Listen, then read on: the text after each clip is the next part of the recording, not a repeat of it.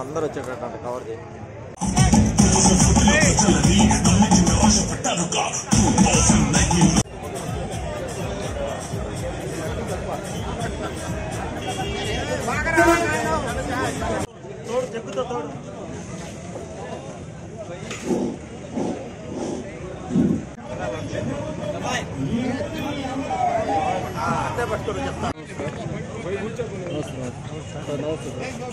Phone చేసి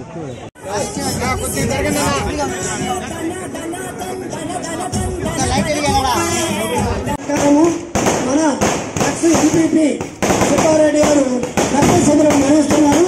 ఇప్పుడు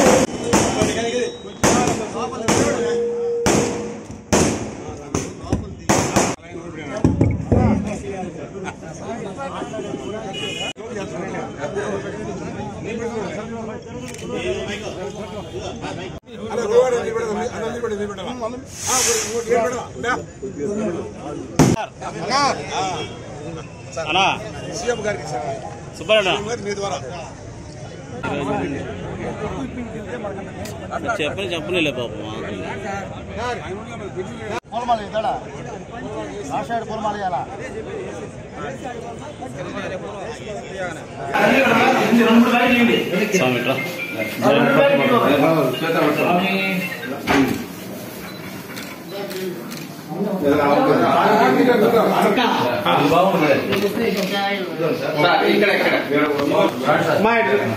అందరూ కూడా వాళ్ళ యొక్క ప్రతినిధుల ద్వారా కూడా బ్లడ్ ఇప్పించి అనేక మంది ప్రాణాలు కాపాడుతూ ఉన్నారు. ముఖ్యంగా ఏంటంటే తలసీమియా పిల్లలు 150 మంది ఉన్నారు.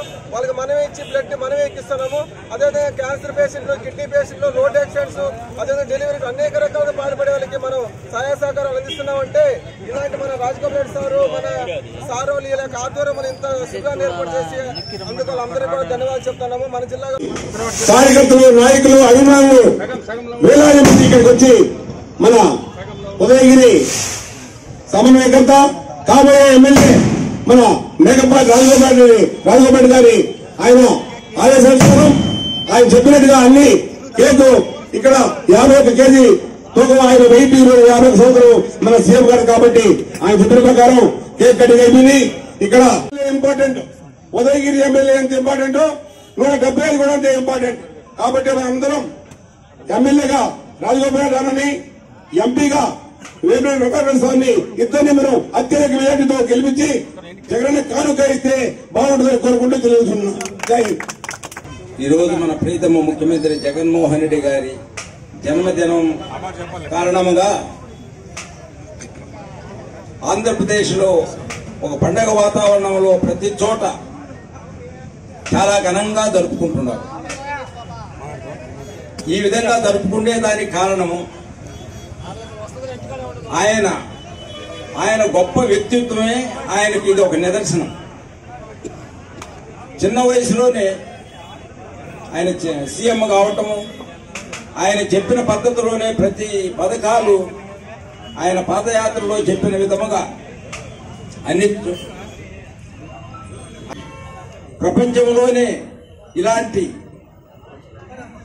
నాయకుడు ఉంటాడా అనే విధంగా అనిపించి ప్రతి ఒక్కళ్ళని కాపాడుతూ అదే కరోనా టైంలో మన ప్రీతమ ముఖ్యమంత్రి జగన్మోహన్ రెడ్డి గారు కొన్ని లక్షల ప్రాణాలను కాపాడాడు. ఇటువంటి ఆలోచనలు కానీ ఇటువంటి పద్ధతులు కానీ ఇప్పటి వరకు మనం ఎక్కడా చూడలేదు. తర్వాత ఆయన పెట్టిన పథకాలన్నీ కూడా అందరినీ కాపాడడానికే పెట్టారు. ఈరోజు మళ్ళా కొత్త స్కీమ్ తీసుకొచ్చాడు.